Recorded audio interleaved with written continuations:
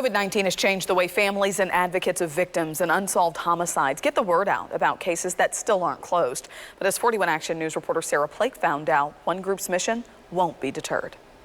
Over the weekend, you'll see the faces of nearly 300 people whose homicide cases still haven't been solved and whose murderers are still walking free. Corey's network usually holds their annual vigil outside, but COVID-19 is bringing it inside to the internet, where more than a dozen community partners and law enforcement agencies are helping out. If we flood the social media enough to make people understand how large this issue is, then hopefully more people are going to take action. Every 10 minutes until Sunday night, they'll post a flyer.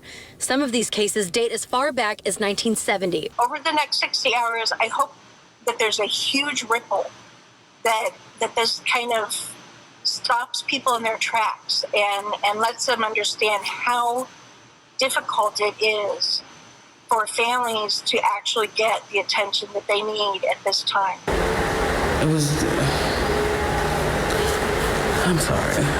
It's understandably difficult for AISHAH COPPAGE to talk about the murders of her 8-year-old son, Montel Ross, and 9-year-old nephew, Jaden Ugwu. They're included in this vigil, too. It's Friday going to a Saturday, so kids are allowed to stay up later than usual, and that's what was occurring. They were up playing video games. My son, Montel, was sitting in front of the window. The guy stood at the window and shot through the window. Detectives believe 2 men shot into the home on August 13, 2016, killing both boys. Police haven't identified or arrested any suspects. This has taken a toll on COPPAGE's family in many ways, from moving multiple times to only feeling safe in an apartment above the ground floor. It's a big change.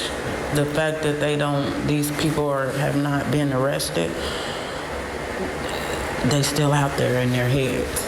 COPPAGE hopes the virtual vigil will spark a needed change of heart for somebody to come forward, not just for her family, but the hundreds of others. Sarah PLAKE, 41 Action News. If you know of an unsolved homicide case you'd like added to the vigil, you can contact Corey's Network on their Facebook page.